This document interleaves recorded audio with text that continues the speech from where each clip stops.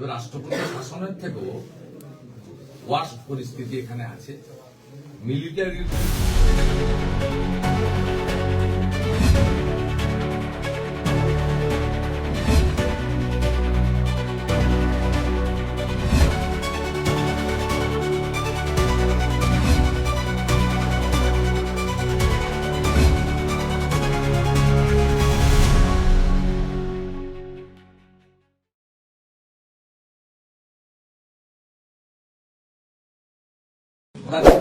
গ্রাম পঞ্চায়েতের প্রধান সহ আমার উপর আক্রমণ করেছে without any reason, in presence of police. সেটা প্রাণঘাতী, মেরে ফেলতে চেয়েছিল, পুড়িয়ে মারতে চেয়েছিল। এটা আমি যে অভিযোগ করেছি সেই অভিযোগ অনুযায়ী যে সেকশন দেওয়ার কথা ওটা দিতে হবে। ওনার মনঃপূত section to satisfied his boss আর টু স্যাটিসফাইড টিএমসি, সেই সেকশন লাগিয়ে দিলে আমি তো সইও করবো না, এখানে নেব না।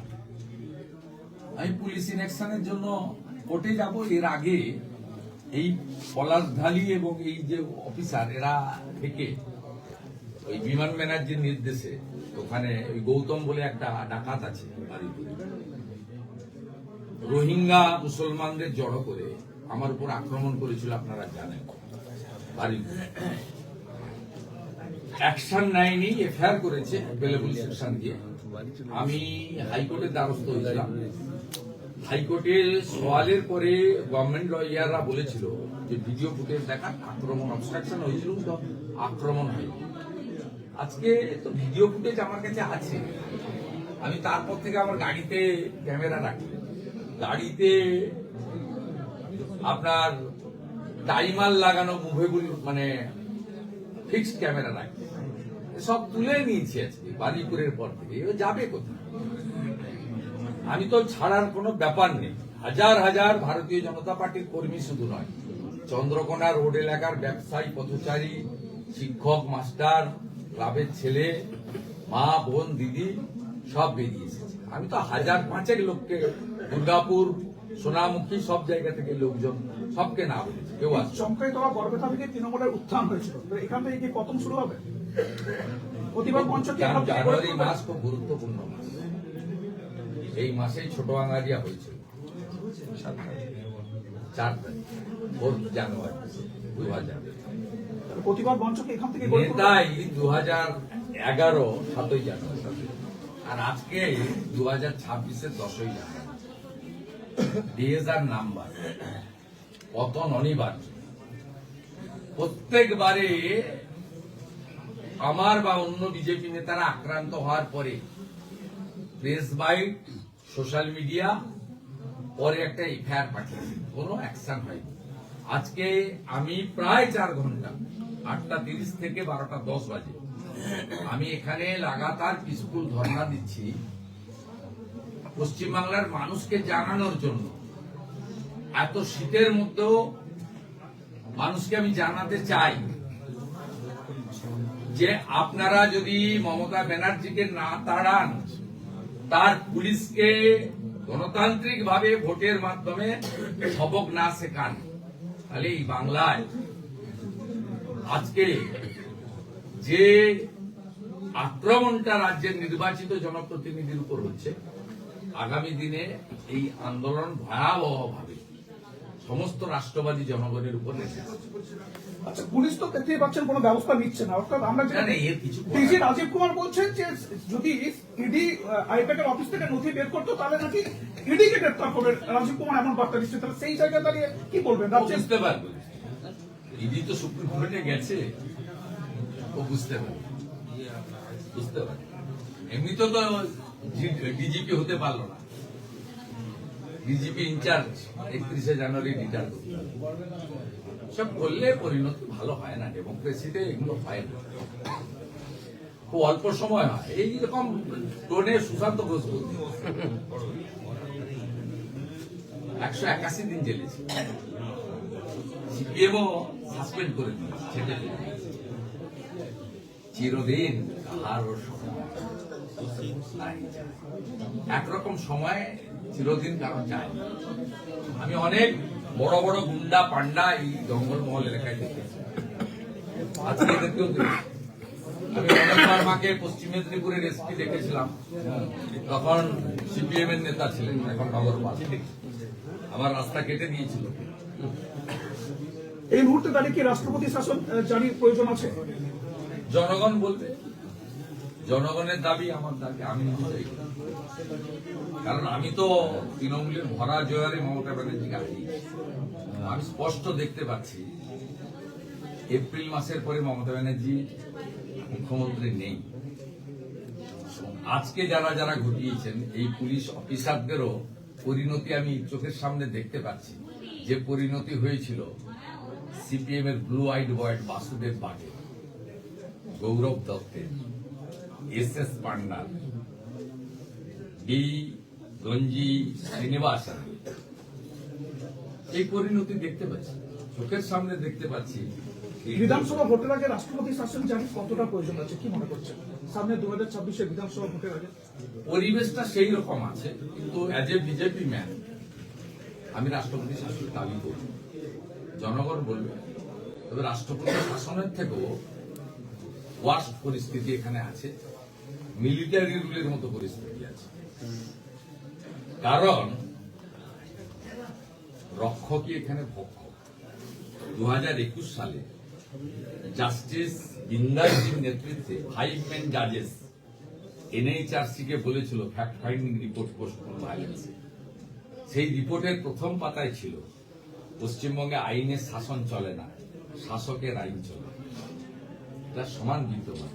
তাহলে এই পুলিশ দিয়ে নির্বাচন সম্ভব? শুভেন্দু, এই পুলিশ দিয়ে 2026 বিধানসভা নির্বাচন সম্ভব? জনগণ যদি প্রতিরোধ গড়ে তোলে এই পুলিশই পিছু হটতে বাধ্য হবে। অন্য সময় হলে 4 ঘন্টা ধরে ধর্ণা চলত না, লাঠিচার্জ করত, গ্যাস ফাটানো, পুলিশও বুঝেছে সমঝে চলতে হবে। চাপ আছে তাই করছে না, করাবো। বহু বিস্ফোরণে এনআইএ লাগায় না, এনআইএ সেকশন মানে এক্সপ্লোসিভ সেকশন। আমরা হাইকোর্টে গিয়ে শিক্ষা দিয়েছি, যেটা সুপ্রিম কোর্টে গেছে আটকাতে পারেনি। এখানেও আমি বিএনএস এর 109 লাগাবো, থ্রু কোর্ট লাগাবো। আর শুধু ওটা করলে হবে না, 4 ঘন্টা ধরে ধর্নার মধ্য দিয়ে বাংলার মানুষকে বাংলার বর্তমান পরিস্থিতিটা বুঝিয়ে দিলাম। ভারতীয় জনতা পার্টির কর্মীদের বললাম পথই পথ দেখাবে, প্রতিরোধের প্রাচীর গড়ে তুলবে। এই পুলিশ ছিল মমতা ব্যানার্জিকে নন্দীগ্রামের মানুষ হারিয়েছে, আমাকে জিতিয়েছে বিজেপি। এই পুলিশকে এমন শিক্ষা দিন গণতান্ত্রিক ভাবে, যাতে দেখুন ব্রিটিশকেও কিন্তু জনগণ তাড়িয়েছে। এরা ব্রিটিশের থেকে বেশি শক্তি ধরে না, এদেরকেও মানুষ তাড়াবে। আর ঘরে বসে থাকার সময় নেই, বেরিয়ে আসুন, প্রতিরোধ গড়ে তুলুন। একটি রাজনৈতিক দল এবং পুলিশ এক টেবিলে বসে আপনাকে মারার পরিকল্পনা করছে, তারপরও বলছেন পুলিশ জনতা প্রতিরোধ করলে পুলিশেও ভোট হতে পারে। কিভাবে বলছেন? না, ভোট হতে পারে আমি বলছি না তো, সম্ভব না। জনগণ প্রতিরোধ করলে এরা পিছু হটতে বাধ্য হয়। 4 ঘন্টা ধর্ণা চলছে, অন্য সময় হলে আমাকে হয়তো ইগনোর করতো, বাকি সবাইকে সরিয়ে সরিয়ে ধাক্কা ধাক্কি করে যা খুশি করে। This is the index of mind. আমাদের কাউ মনে হচ্ছে না আমরা ভীত, পুলিশের মুখটা দেখাই কোথাও যেন একটা লজ্জা পাচ্ছে যে আমাদের দিয়ে ভুল করে দিচ্ছে। দুবেলা আছে তো, মানে এখানে আমরা যিনি আধিকারিক আছেন তিনি মন থেকে চাইছেন না, চাপ দিয়ে করানো হচ্ছে, এটাই বলতে চাইছেন? মানে এখানে যিনি পুলিশ আধিকারিক আছেন তিনি মন থেকে চাইছেন। রেসিপ্রোকাল। কেউ ভাবছে যে তৃণমূল চিরদিন থাকবে, কম্পালসারি ওই দিকে যেতে হবে, বালির টাকা তুলবো, এই পাশাপাশি অনেক মোরাম খাদান আছে তুলবো, গরু পাচার করবে তুলবো, গরু প্রতি 2000 টাকা ভাবছে এইরকম থাকবে। ওয়ার লাইন অল্প বয়স তো, 11-র আগের দৃশ্য জানি, এরা সব 11-র পরে জানি। আমি 11-র আগের দৃশ্য অরুণ Gupta, Ramesh Babu, DG Tarania, ADG CID Bhupinder Singh, আমি বহুদিন কাল লোক, আমি সব দেখেছি, এদের উত্থানও দেখেছি, পতনও দেখেছি। আইনি লড়াই হবে, প্রতিরোধও হবে। এরপর কি আপনারা কোনো মশাল মিছিল করবেন, কিছু পদক্ষেপ দিচ্ছেন? আমি শুনুন, অনেকে কষ্ট পাচ্ছে, অনেকে জেগেও আছে। আমি আর খানিকক্ষণ পরে সিদ্ধান্ত নেব।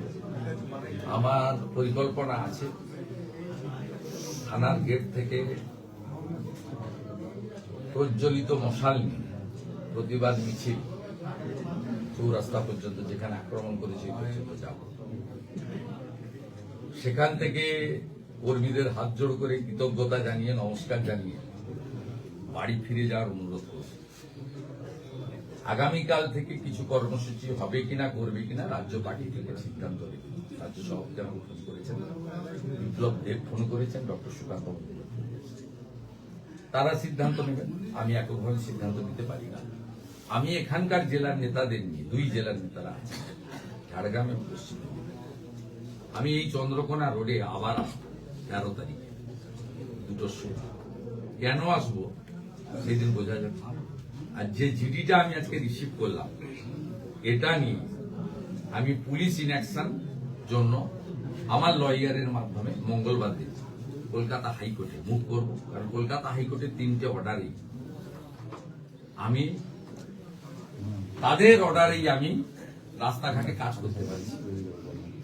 সেখানে পশ্চিমবঙ্গ সরকারের এজি লিখিতভাবে দিয়েছিল, যে কপি নথি গোছানো আছে কোর্টে, যে রাস্তাটা আমরা দেখে নেব, সিআরপিএম ওনাকে ফিজিক্যাল প্রোটেকশন দেবে। এরা শুধু আমার উপর আক্রমণ বা আমার লেখার উপর কমপ্লেনকে ভাইলেশন করলো না, এরা সংবিধানের বড় স্তম্ভ জুডিশিয়ারি 3টে অর্ডারকেও ভাইলেশন করলো। লফুল ওয়েতে যা যা করার করব এবং মাঠেও থাকবো, আন্দোলনও করবো। আমি স্বামী বিবেকানন্দের জন্মদিন আছে 12 তারিখ, এখানে বড় উৎসব মতো 14 তারিখ টুসু হয়, টুসু বসে।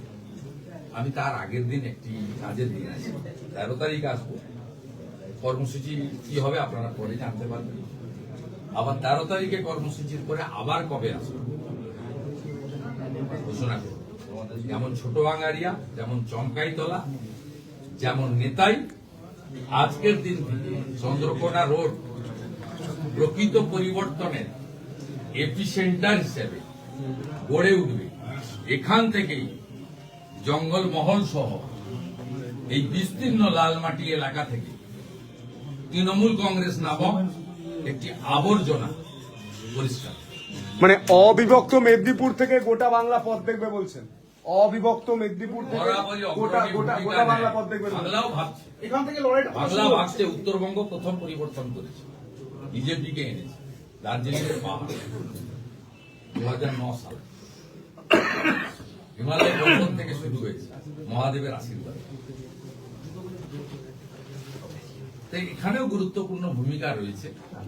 বিভিন্ন সময় পরিবর্তনের ক্ষেত্রে ছোট আঙ্গারিয়া, চন্দ্রাইতলা, নেতাই গ্রাম, ওপারে বালুমাটি, নন্দীগ্রাম, এরা গুরুত্বপূর্ণ একটি সেন্টার হিসেবে গড়ে উঠেছে। আজকে সিকে রোডেও পরিবর্তনের বর্ষতা বিরোধী সংগ্রামে একটা কেন্দ্রবিন্দু হিসেবে এই নির্বাচনের আগে প্রতিষ্ঠিত হল। এটাকে এগিয়ে নিয়ে যেতে হবে। গোটা বাংলার লক্ষ লক্ষ বিজেপি কর্মী জেগে আছেন, সাধারণ মানুষ জেগে আছেন। আমি তাদের কাছে কৃতজ্ঞতা জানাচ্ছি যে এত প্রবল ঠান্ডায় মধ্যরাত্রে আপনারা বিরোধী দলনেতার উপর নজর রেখেছেন, আমার কুশলের জন্য আপনারা নজর রেখেছেন, আমার লড়াইকে, বিজেপির লড়াইকে সমর্থন জানাচ্ছেন। আপনারা মিডিয়ার লোকেরা, আপনি তো মোটরসাইকেল করে চলে এসেছেন বাড়ি থেকে এই প্রবল ঠান্ডায়। সবাই আপনাদের কন্ট্রিবিউশন আছে, এটা ছাড়লে হবে না। আমি এর আগে অনেক সহ্য করেছি, গাড়ি নিয়ে চলে গেছি, পরে জিডি পাঠিয়েছি, লয়ারকে দিয়ে পাঠিয়েছি। আজকে এলেন কেন? আজকে আমি এদেরকে শিক্ষা দিতে হবে। এর একটা শেষ আছে, অ্যানাপি জানা। ভালো থাকবে, লড়াই হবে। চলুন। এই মুহূর্তে আমি দেখতে পাচ্ছি কপি করে রয়েছেন আপনি উনি এখনো বসে পড়ছেন। মৃন্ময়, আমি দেখতে পাচ্ছি আবারও রাজ্যের বিরোধী দলনেতা তিনি বসে পড়লেন। এই এফআইআর কপি নেবেন না, এই এফআইআর কপি নেবেন না। হ্যাঁ বলুন। বিএনএস এর 109 আমার অভিযোগে আছে। দিয়ে দিতে দাও না, ক্যামেরা করছে, বসে দিচ্ছি। ল কোন তো উনি তো 3 বার বলেন গেলেন বসতেছেন। প্রথম ভদ্রতা আমি প্রথম থেকে এই নীতিতে বিশ্বাস করি। আমি এতদিনকার পাবলিক রিপ্রেজেন্টেটিভ খারাপ তো কম্পালসারি দেখুন ঠিকারগুলি করছে কেন? দেখুন না নীতি দেখুন।